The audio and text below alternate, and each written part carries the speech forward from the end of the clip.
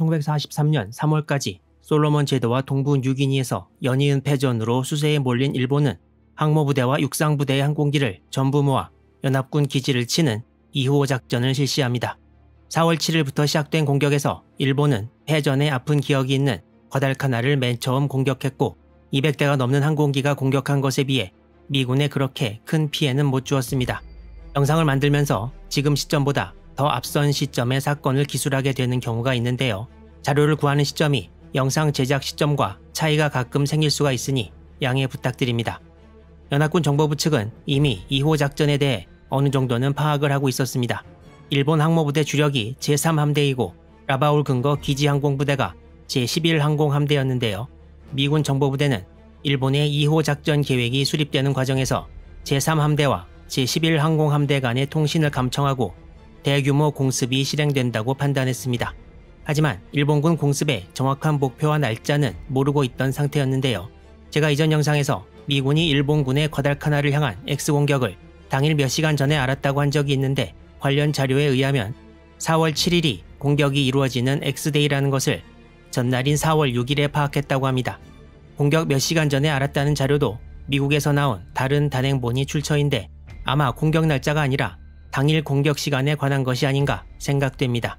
과달카나라에 대한 X공격이 끝나고 나서 이제 동부 뉴기니에 대한 Y공격 3차례가 이어질 차례인데요. 뉴기니 지역들에 대한 공격은 4월 11일부터 20일 사이의 기간 동안 이루어질 예정이었고 X공격 이틀 뒤인 4월 9일에는 X공격에 참가했던 항공기들이 라바울에 재집합했습니다.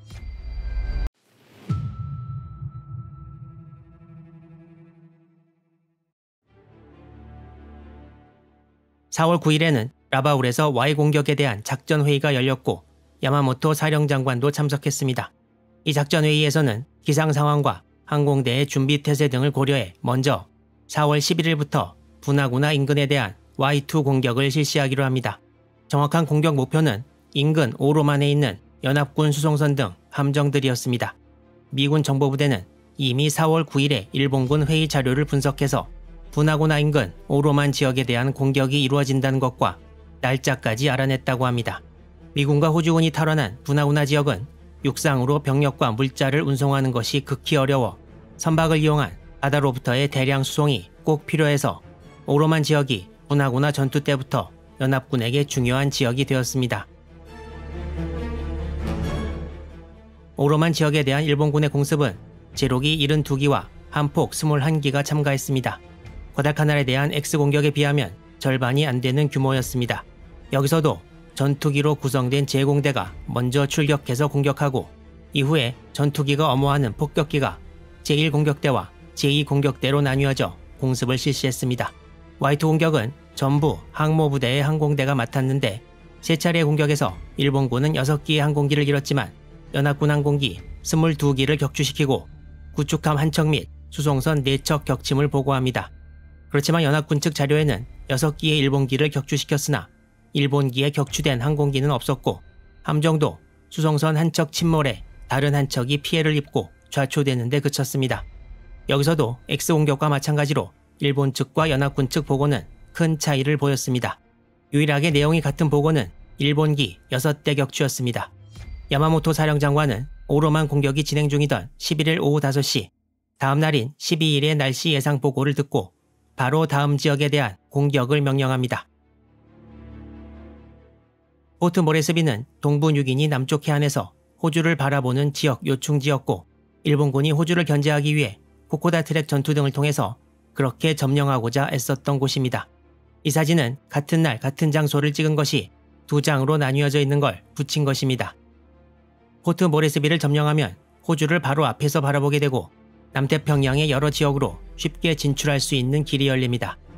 포트 모레스비는 1883년부터 영국 식민지가 되었고 1933년에 처음 만들어진 킬라킬라 비행장을 비롯해 나중엔 3개의 활주로를 보유하게 되는 가장 큰 규모의 잭슨 비행장 이외에도 1943년 4월 초에는 총 7개의 비행장을 보유해서 연합군 항공력의 중요 근거지가 되었습니다. 일본군이 공습으로 노릴 만한 목표물도 아주 많았고 야마모토 사령장관이 노린 4월 12일에 다음 공습 목표가 바로 포트 모레스비였습니다. 동부 뉴기니 북쪽 해안과 남쪽 해안 사이에 있는 오웬 스탠리 산맥의 날씨가 안 좋으면 항공기들이 산맥을 넘어가다가 위험에 빠질 수 있기 때문에 12일 아침까지 날씨를 확인하는 정찰이 이루어졌습니다. 일본군도 많은 수의 항공기를 동원했는데 육상 공격기 44기와 제로기 131기 등 총 175기의 항공기가 동원되었습니다. 라바울 상공을 오전 7시 45분 출발한 일본 항공대는 제공대와 공격대가 전부 같이 이동했는데 제1, 2 공격대 사이의 거리는 1km, 그리고 그 500m 상공에 제공대가 위치한 대형이었습니다. 이렇게 일본군의 포트 모레스비를 향한 Y 공격이 시작되었습니다. 하지만 이전에 X, Y2 공격을 미리 알고 있던 연합군은 Y 공격에 대해서는 정보가 없었습니다. 어느 미국 측 자료에는 일본 항공대가 중간에 미름만으로 향하는 것 같은 페이크 모션을 취했고, 이를 막기 위해 다수의 연합군 항공기들이 미름만으로 향해서 포트 모레스비 대공 수비가 약해졌다는 언급을 하고 있으나 일본군 기록에는 그런 대목이 없습니다. 아마도 레이더로 일본군 공격대를 탐지하다가 일어난 해프닝이 아닌가 생각됩니다. 일본군 전투기, 폭격기들은 오전 10시 30분경부터 포트 모레스비에 돌입해 공격을 개시합니다. 공격이 시작되기 이틀 전인 4월 10일 미군 남서태평양 항공사령관인 조지 케니 중장은 잠시 포트 모레스비에 와 있다가 일본군 항공대가 몰려오는 것을 본부 건물에서 봤다고 합니다. 일본군은 여기서 연합군 측에는 다행이라고 할 수 있는 공격 양상을 취하게 되는데, 바로 가장 대규모이고 항공사령부가 위치한 잭슨 비행장을 공격하지 않고 2개의 폭격대가 전부 다른 외곽 비행장을 공격한 것입니다. 잭슨 비행장은 포트 모레스비 북동쪽 약 3.8km 지점에 위치해 있는데 반해 연합군 측 기록에 의하면 2개의 공격대 중 더 큰 규모인 제2 공격대가 포트 모레스비 북동쪽 약 10에서 11km에 위치한 2개의 비행장을 공습했습니다.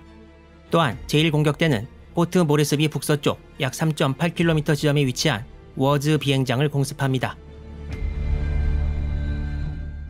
현재의 포트 모레스비 지도에 당시 각 비행장 위치를 넣어서 보면 가장 규모가 컸던 잭슨 비행장은 현재 포트 모레스비 국제공항이 되어 있고, 일본 항공대가 공격했던 나머지 3개의 비행장은 지금 보이는 붉은색 사각형으로 표시된 지역에 해당하는데요.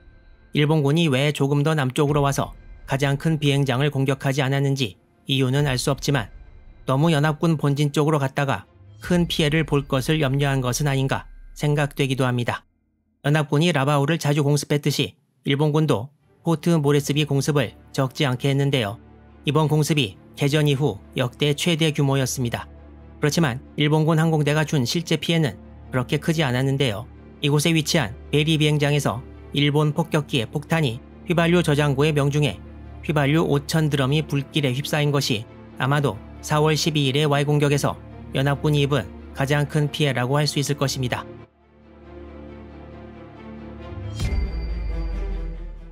포트 모레스비를 바다쪽에서 보면 이렇게 튀어나온 고지대가 있고, 이곳을 페이가 힐이라고 하는데 여기 미군 레이더 기지가 있었습니다. 평면 지도에서 보면 바로 이곳입니다. 몰려오는 일본 항공대를 페이가 힐 레이더 기지에서 공격 개시 38분 전에 포착했고, 약 44대의 P-38, 39 전투기와 일본기 간의 공중전이 벌어졌습니다. 양측의 피해는 자료마다 매우 다른데 일본기는 전투기와 폭격기를 통틀어 총 7기가 격추되었고, 연합군 항공기는 공중전에서 2기, 지상 비행장에서 4기가 파괴된 것으로 보입니다. 일본군은 최소 21기의 연합군 항공기 파괴를 주장했습니다. 이렇게 포트 모레스비에 대한 Y 공격이 마무리되었고, 일본군이 목표로 하던 연합군 기지 4군데 중에 3군데에 대한 공격이 완료되었습니다. 일본군은 이제 2호 작전의 마지막 공격 한 군데, 바로 미름만 기지만 남겨놓았습니다. 일본 해군 특별육전대의 미름만 공격이 실패로 끝난 후 이곳 기지는 계속 강화되었는데요. 미름만 기지에 대한 공격도 이전 공격과 거의 비슷한 양상으로 진행되었습니다.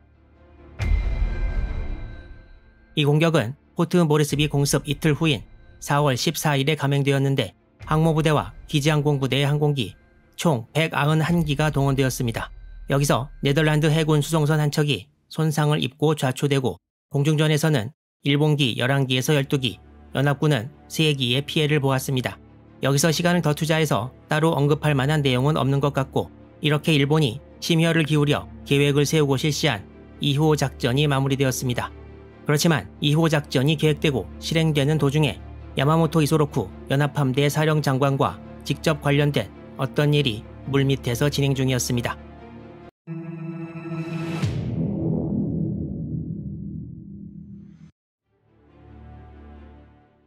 이전에 말씀드린 대로 야마모토 이소로쿠 연합함대 사령장관과 우가키 마토메 연합함대 참모장은 2호 작전 지휘를 위해 1943년 4월 3일 라바울에 도착했습니다.